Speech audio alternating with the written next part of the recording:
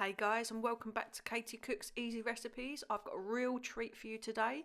It's my one pot salt and chili chicken, which is a really great dinner if you're fancying Chinese but you haven't really got the budget for it this month.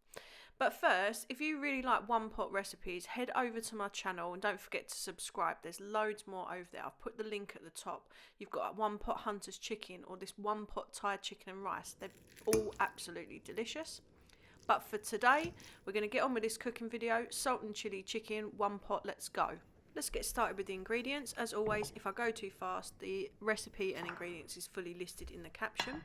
But you're going to need around about 300 grams of diced chicken, 220 grams of rinsed and washed basmati rice, a salt and chili seasoning mix, which I'm going to show you in a minute, an onion, a pepper or two, some spring onions, we need some garlic, and a chilli. I've had this one in the freezer, so it's a little bit frosty, but that's fine. You can use a red or a green, and then we're going to need some oil. And that's it, just a small amount of ingredients is going to make this tasty dish. But first, let's go back to how I make my salt and chili spice mix. So you're going to need 2 tablespoons of Chinese 5-spice. You're going to need 1 teaspoon of white pepper.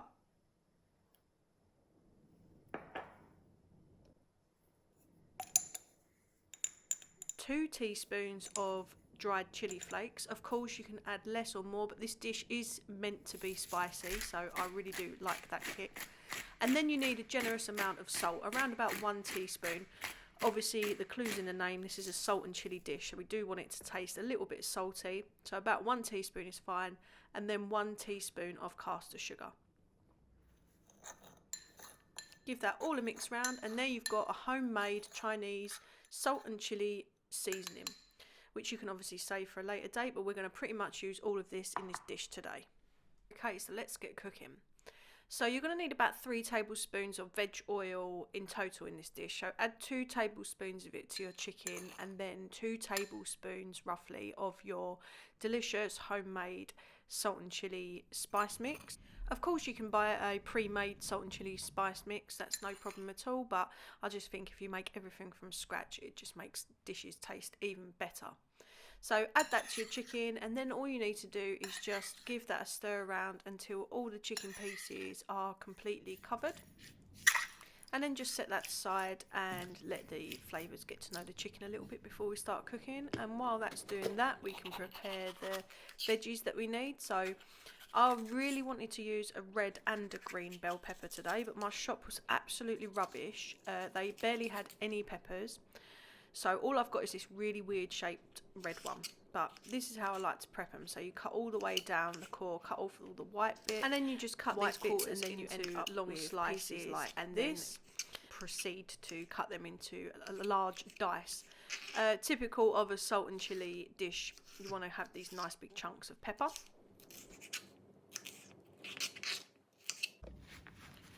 And then push them all to one side. If your chopping board's a little bit mucky, give it a bit of a wipe. And then we're going to prepare our onion. So I'm going to actually cut these into nice wedges as well. Want them to kind of be a similar size to our red pepper. So how I do this is I'm going to chop the top off and then give the onion a nice peel. And then I cut off the very, very bottom root part. Cut it into half like this, and then cut it into tiny little wedges. Sometimes I cut the wedges a little bit larger than that, but for this dish we want to try and keep it the same sort of size as the pepper, so I'm actually cutting the wedges into slightly smaller in size. And then crush your garlic cloves. Now we're ready to start cooking. So on a medium to high heat, you really want to use a pan that's got a really tight fitting lid. You can make a lid out of tin foil, but this saute pan is my absolute favourite. So on a medium to high heat, add the remaining bit of your olive oil or veg oil, so it's about 1 tablespoon. Heat the pan up and then add your chicken in. And we're just going to get that moving around, and we do want to fully cook that because we're going to be re-adding it back to the rice, and the rice is going to cook so gently. We just want to make sure that this chicken is fully cooked through before we re-add it.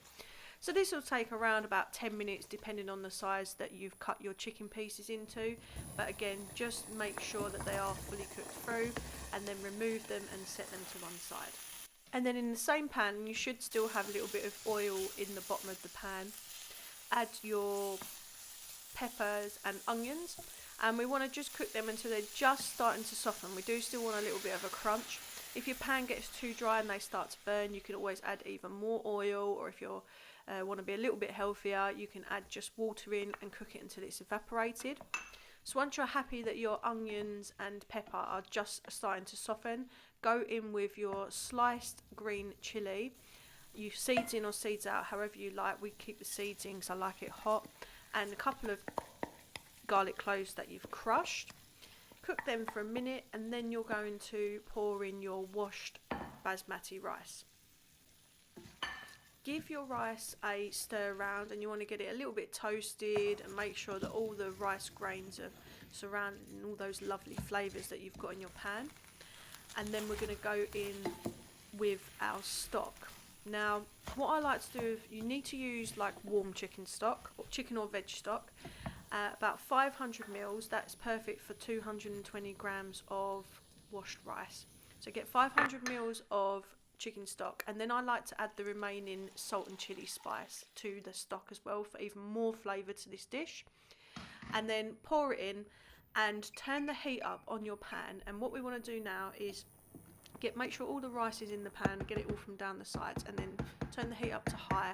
Let the stock reduce until it reaches about the same level as the rice, which you'll see in a moment.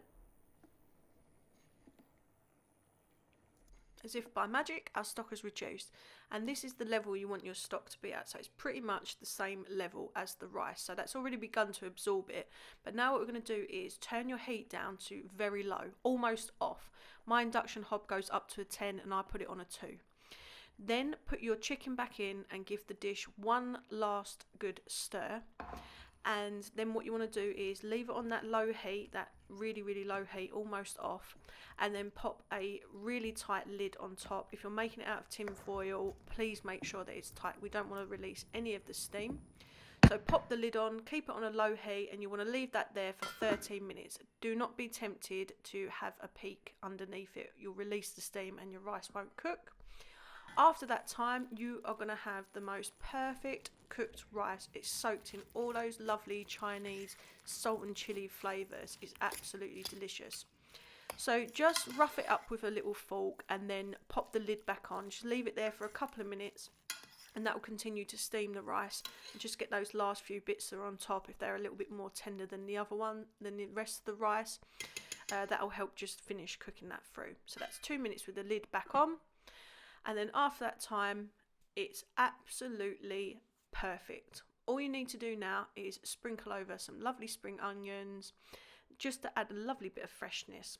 We're going to grab our bowl and just dish up. And I like doing this, a couple of big spoonfuls of this delicious one pot Chinese dish. I add over an extra bit of spring onion, and because we like ours ferociously hot, we actually add a little sprinkling extra of dry chili flakes. If you've enjoyed this video and you're going to give it a try, don't forget to give it a like, share and a comment, and go and check out my full channel where you'll find loads and loads of unique, tasty, easy recipes. Don't forget to subscribe.